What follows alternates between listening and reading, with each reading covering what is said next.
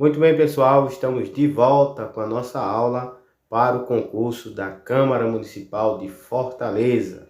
E hoje nós iremos dar continuidade ao estudo do regimento interno da Câmara Municipal, a partir do artigo 6º, né? Na última aula, nós pulamos do 5º para o 9º, né? Eu já expliquei ao pessoal que simplesmente eu me confundi com esse PDF aqui, que é dividido em duas páginas, uma página só dividida em duas, e às vezes a gente termina pulando achando que é uma página só, mas o assunto continua na página ao lado. Mas não tem problema, a gente vai aqui ver os artigos 6º, 7º e 8º, e depois a gente pula o artigo 14, tá certo? Que foi de onde a gente parou na aula 2. Então, se você ainda não é inscrito no nosso canal, se inscreva, né? Ative o sininho da notificação, deixe seu like, seu comentário e vá compartilhando com amigo, né? Sou o professor Silas Ventura, né? Estou aqui lecionando sobre legislação municipal para o concurso da Câmara de Fortaleza. Então vamos lá, artigo 6º, trata aqui que eu acredito que eu não li aqui também, né? Esses parágrafos. Então vamos ver aqui o parágrafo 3º também do artigo 5º. O vereador que não tomar posse na sessão de instalação deverá fazê-lo dentro do prazo de 15 dias, salvo motivo justo, apresentado por escrito e aceito pela mesa diretora, sob pena de considerar-se haver renunciado tacitamente, tá certo?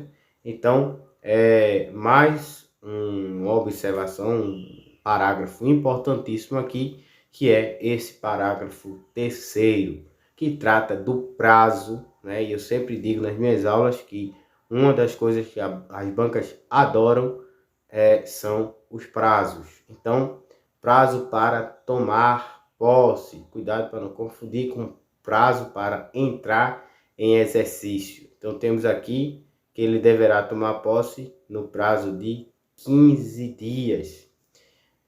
Salvo, aí vem as exceções, né? Outra coisa também que deve sempre estar focado são as exceções, tá certo? Então, salvo que motivo justo, ok? Então, aqui não diz que é um motivo de força maior, que é um caso fortuito, mas simplesmente motivo justo. Então, desde que ele justifique, né? Agora, outra coisa que vocês devem prestar atenção é que esse motivo ele deve ser apresentado por escrito, tá certo? Por escrito. Então não deve ser uma justificativa de forma oral, né? Simplesmente a pessoa chegar e falar, dizer que aconteceu tal coisa e que ele não pôde comparecer. Então tem que ser um motivo por escrito.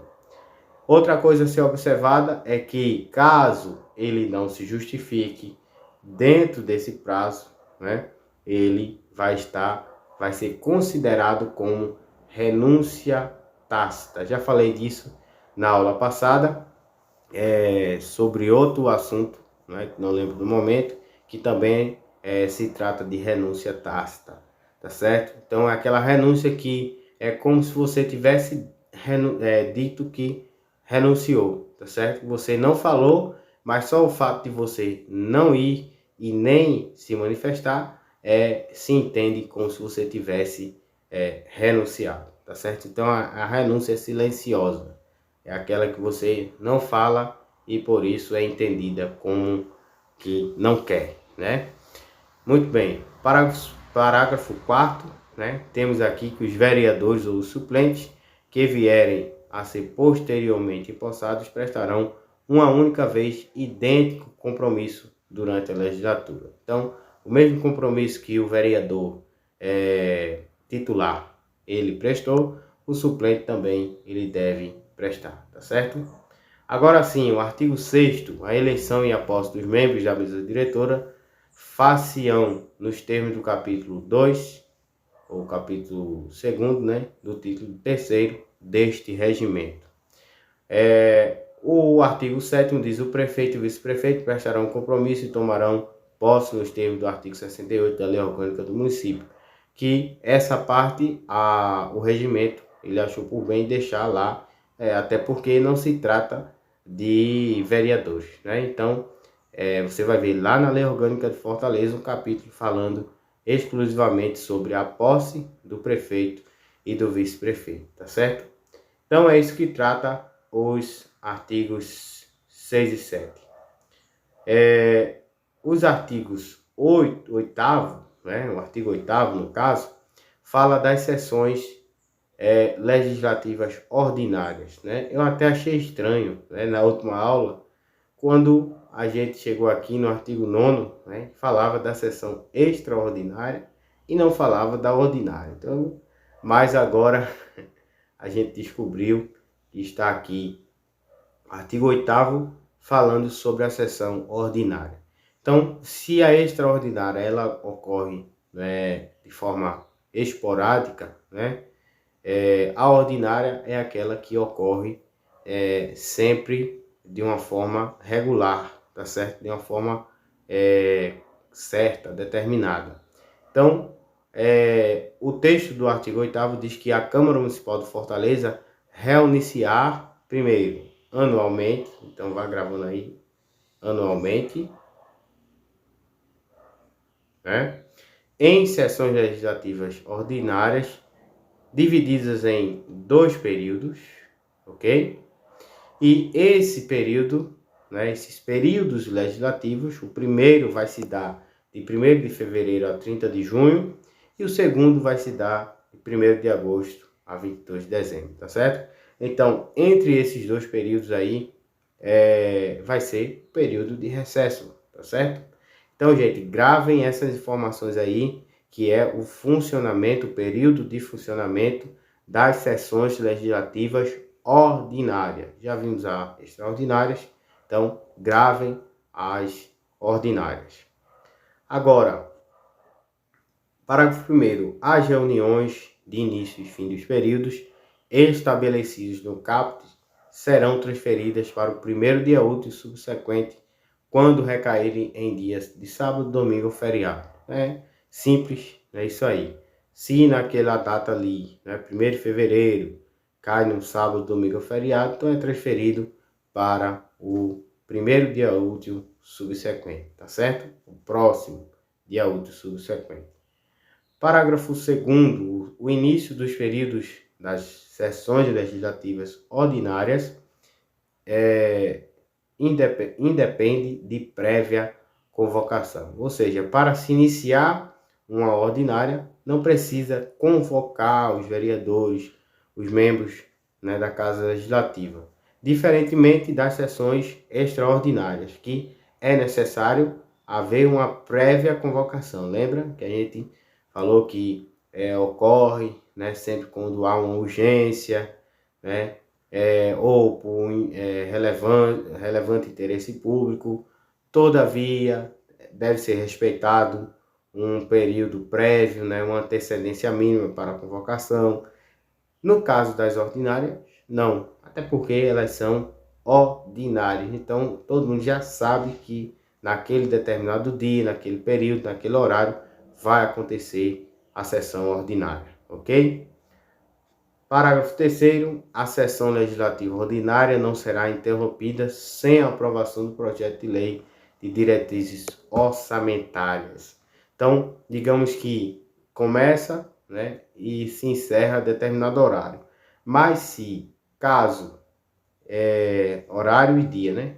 Se caso ainda não tiver sido aprovado o projeto de lei, que é a chamada LDO, que é a Lei de Diretrizes Orçamentárias, então será necessário que haja um prolongamento até que seja votado aquele projeto, tá certo? Então a sessão não pode ser interrompida enquanto não votar a LDO. Agora sim, vamos para o artigo 14, tá certo? Que ainda tratando sobre a renúncia, né? Começamos falando sobre a vacância e uma das formas de vacância é por meio da renúncia. Então, o artigo 14 diz: a renúncia expressa ao mandato faciar por escrito. Eu sempre digo a vocês, gravem quando se tratar por escrito ou de forma oral, tá certo? Ou às vezes vem dizendo que independentemente de forma. Quando é assim, é mais fácil ainda, porque tanto faz ser oral, tanto faz ser escrito. Mas nesse caso aqui, o legislador deixou de forma expressa que a renúncia deve ser feita por escrito. Pelo menos a regra é que deve ser feita por escrito. Então, preste atenção. Tendo como destinatário o quê? O presidente. Ou seja, ele deve renunciar ao presidente. Digamos que ele, por qualquer razão, resolve falar para outro vereador. Então, essa renúncia, ela não vai valer, tá certo? Ela tem que ser perante o presidente da Câmara e se tornará efetiva e retratável depois de lida em plenário registrado na ata na primeira sessão seguinte. Então, renunciou, foi registrado, né, em plenário, foi lida em plenário, então se torna efetiva, né? Então começa a valer a renúncia. Só perde o cargo, né? E o cargo daquele determinado vereador passa a ser vago. E é irretratável, ou seja, digamos que depois do vereador, isso aí a FGV ela vai adorar fazer uma questão assim, né? Porque é uma historinha que ela vai construir. Digamos que determinado vereador, né? Ele resolve renunciar ao cargo.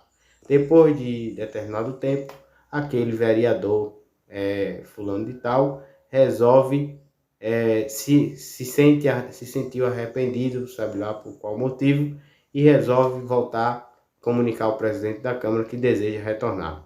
Então, de acordo com o regimento interno da Câmara de Fortaleza, o arrependimento do vereador vai fazê-lo, aí vem as alternativas, né? Vai fazê-lo retornar, porque conforme, aí ele vai inventar várias coisas lá, dizer que ele vai poder voltar, que se ele fizer tal coisa, ele vai poder voltar, e que se ele prometer tal coisa, ele vai poder voltar, e uma das alternativas vai estar dizendo lá que ele não vai poder retornar, porque a renúncia ela é irretratável e efetiva. Então essa é a que você vai marcar, ok? Agora, o artigo 15 diz, nos termos do artigo 29, inciso 9º, né, da Constituição Federal, aplicam-se aos vereadores no que couber proibições e incompatibilidades similares às aplicáveis aos membros do Congresso Nacional. Então, é outro tema bastante importante, né, que são as proibições e as incompatibilidades. Você não pode deixar de estudar. Dê uma lidinha neste artigo 29 aqui da Constituição Federal, tá certo? No inciso 9º da Constituição Federal, dê uma lidinha lá para ver quais são as proibições e quais são as incompatibilidades. Agora, hipóteses de perda de mandato do vereador. É outro assunto que é um assunto, digamos, de ouro, que você não pode deixar de estudar. Então, em quais situações o vereador pode perder o seu mandato? Inciso 1º, infringir qualquer das proibições das incompatibilidades estabelecidas na Constituição Federal e na Lei Orgânica.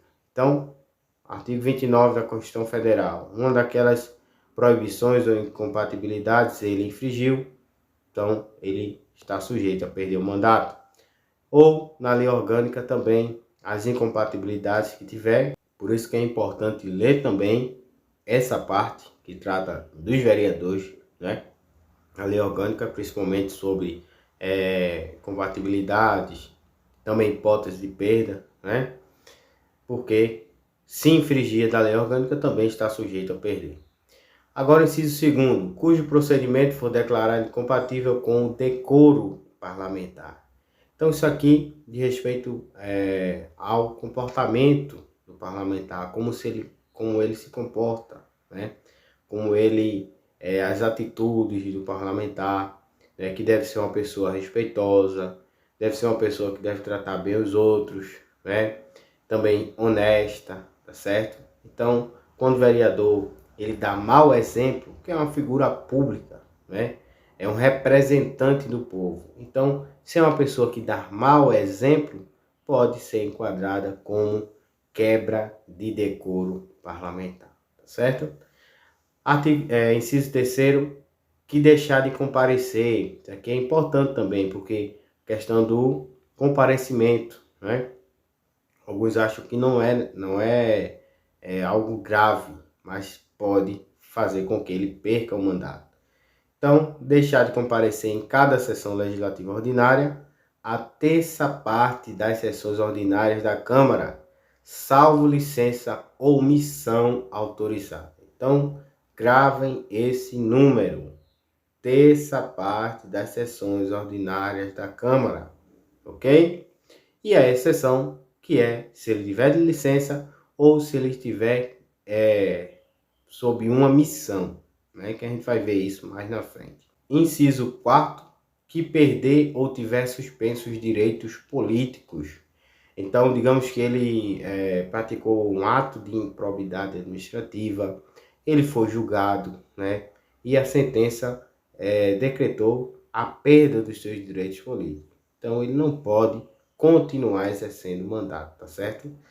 O inciso 5º, quando decretar a justiça eleitoral, nos casos previstos na Constituição Federal. Então, os casos que forem previstos na Constituição Federal e a Justiça Eleitoral decretar, digamos que haja um erro, uma fraude no seu registro, né, da sua candidatura, ele não deveria ser eleito. Então a Justiça Eleitoral foi lá, julgou e resolveu cassar a candidatura dele. Então, nesse caso, ele vai também perder o mandato.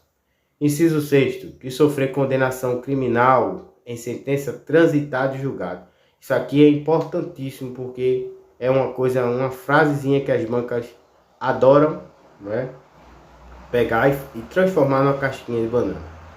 Veja bem, para quem ainda não sabe, quem sabe pode até passar o vídeo, tá certo? Não tem problema. Para quem ainda não sabe, uma coisa é sentença, outra coisa é sentença transitada em julgado, ok? Se a questão vier falando de sentença, sem essa partezinha aqui ó, grifada, transitada em julgado, a questão está errada. Se a questão vier com essa partezinha dizendo que, ó, uma das formas, ou a forma, dentre as alternativas, a forma que faz o vereador perder o mandato é sentença transitada em julgado, aquela questão vai estar certa. Se tiver só sentença, a alternativa vai estar errada. Por quê? Sentença que não acompanha essa frase aí sublinhada, é aquela sentença que ainda pode ser modificada.